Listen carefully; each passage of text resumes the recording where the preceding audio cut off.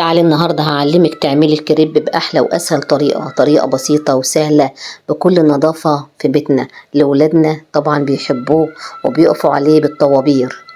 يلا بينا نشوف الطريقة والمقادير. معايا هنا 4 كوبايات دقيق، أنا شايلة منهم معلقتين، عليهم معلقة كبيرة نشا، عليهم معلقة سكر صغيرة، نص بيكنج باودر، نص ملح.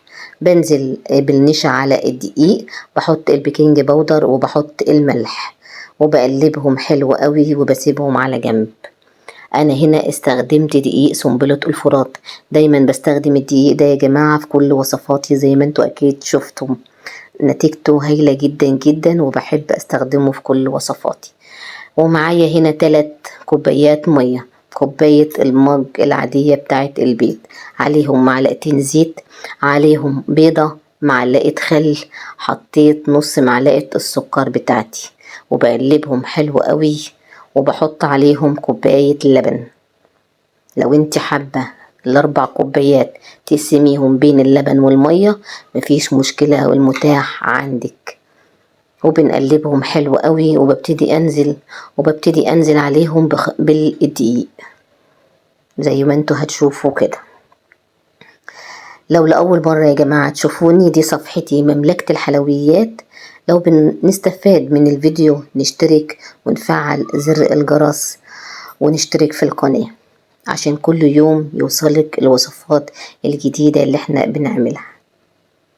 هبتدي انزل هنا بالدقيق على الخليط بتاعي السوائل واحدة واحدة، ما ينفعش اقوم جايبة الدقيق كله وحطاه على المية، ممكن يبقى الدقيق بتاعي يخلي المية بتاعتي تقلت وممكن محتاجش دقيق وممكن احتاج دقيق. طب هنا في الحالة دي بنزل بالدقيق بتاعي واحدة واحدة علشان اشوف هحتاج دقيق ولا لا. نزلت بالسوائل بتاعتي كلها على باقي الدقيق وببتدي اقلب حلو قوي قوي يا جماعة علشان اضمن ان مفيش اي تكتلات من الدقيق في قاع البولة بتاعتي. زي ما انتوا شايفين كده نوعية الدقيق بتختلف من نوعية للتانية. حطيت هنا معلقتين الدقيق بتوعي عشان حسيت ان هنا الخليط محتاجهم. طبعا زي ما احنا قايلين الدقيق بيختلف بين كل نوع والتاني، اكيد كل واحد بيستخدم نوعية مختلفة عن التاني. انا هنا لقيت الخليط بتاعي لسه خفيف شوية فحطيت له معلقتين دقيق. الخليط بتاعي يا جماعة لازم يكون ناعم، ما يبقاش فيه اي تكتلات من الدقيق، عشان زي ما انتوا شايفين كده لو تلاحظوا ان انا بقلب حلو قوي قوي عشان اضمن ان ارضية البولة ما يبقاش فيها اي دقيق مركون، ما تقلبش مع الخليط. وبرضو هنعمل خطوة حلوة، هنجيب مصفى وبرضو هنبتدي ننزل نصفي الخليط بتاعنا علشان برضو اضمن ان ما يبقاش فيه اي دقيق مركون في قاع البولة، عشان انا زي ما قلت لكم خليط الكريب لازم يكون ناعم جدا جدا، ما يبقاش فيه اي حاجة من الدقيق. خطوة المصفى دي يا جماعة لازم واساسية، ما ينفعش استغنى عنها. وطبعا قبل ده كله بكون محضرة المقلاية بتاعتي، او مفيش مقلاية ممكن صينية بس اهم حاجة تكون تيفال. والنار يا جماعة بتبقى وسط، ما بتبقاش نار عالية قوي، وبنكون مسحين الصينية بتاعتنا او المقلاية بمسحة زيت. بحط كده بالمغرفة بتاعتنا في المقلاية وبنجري الخليط كده جوه المقلاية بتاعتنا عشان ياخد الحيز كله. اول ما بلاقي الطروف بتاعتي دي كده كشكشت كده ببتدي اقلب الكريب على الناحية التانية، امسكه حلو يا جماعة الكريباية عشان ما تتقطعش مني، وبقلبها بسباتولا بلاستيك مش معدن عشان المعدن قطعت مني طرف واحدة. ديت يا جماعة اللي انتوا شفتوها دي كان دول شوية باقيين من الكريب، بصراحة انا مرضتش ارميهم وعملتهم واحدة صغيرة. زي ما انتوا شايفين كده يا جماعة الكريب ناعم جدا، ريحته تحفة تحفة جدا قوي قوي. المقدار ده يا جماعة عمل معايا 8 كريبات والحتة الصغيرة اللي انتوا شفتوها دي. ما نرميش حاجة يا جماعة من شغلنا اللي احنا بنعمله او حاجة للبيت، لا ما نرميش ولا حاجة. عملنا 8. لو انت ضاعفتي المقدار هيطلع معاكي 16. زي ما انتوا شايفين كده بغطيه، كل واحدة بطلعها.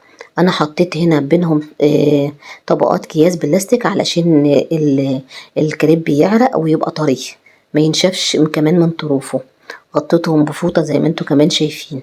بجيب هنا الكريب وبكون محضرة الحشوة بتاعتي. عندي جبنة موتزاريلا، جبنة رومي، جبنة شيدر، عندي مثلا قطع بسطرمة موجودة، ماشي، مفيش مشكلة. عندي مثلا في متواجد عندي سجق، لو في كفتة ماشي، لو عندي مثلا قطع من الفراخ، عندي قطع من الشاورما، بكون محضره له جماعة طبعا قبل ما ابدأ ان انا اعمل الكريب. لو في مايونيز بيتحط في ارضية الكريب الاول قبل ما بنبدأ، وبعد كده بحط كمان الكاتشب بتاعي. وبكون برضو هنا سخن المقلية بتاعتي او الصينية علشان بديله على كل جهة 10 دقايق علشان الجبنة بتاعتي تسيح. زي ما انتوا شايفين كده يا جماعة، انا قفلته لفة مختلفة عن بتاعة الشارع علشان اضمن ان اللي ماسكه وهو مهما كان في الفويل او الجراب بتاعه ما ينزلش اي حاجة، اي سوائل من الكريب. فانا حبيت ان انا الفه اللفة دي عشان ابقى ضامنه. اللفه دي يا جماعه ممتازه جدا، جربوها هتعجبكم جدا. لو انتوا حابين تلفوا اللفه بتاعه الشارع، بنقسمه زي ما انتوا شايفين، الطبقتين بيبقوا على بعض الاتنين، وبنحط الحشوه في الجزء كله، وبناخدها كده نلفها على بعض، وبحطه على البوتاجاز في الصينيه 10 دقايق الناحية دي و10 دقايق الناحية دي. بحطه على الناحية المفتوحة الأول، اللي هي احنا مقابلينها 2، بنحطه على الناحية دي الأول 10 دقايق على الجنب ده و10 دقايق على الجنب ده، عشان أضمن إن الجبنة بتاعتي كلها ساحت من جوه والخليط كده بقى سخن وحلو. زي ما انتوا شايفين كده هنا بعد ما طلعناه، بصراحة يا جماعة تحفة جدا جدا، وريحته هايلة قوي قوي قوي. جربوا يا جماعة الوصفات بكل حذافيرها، مش هتندموا ابدا وهتبسطوا ولادكم. بصراحة مش قادرة اقول لكم. تابعوني دايما على صفحتي مملكة الحلويات عشان هنلاقي كل جديد.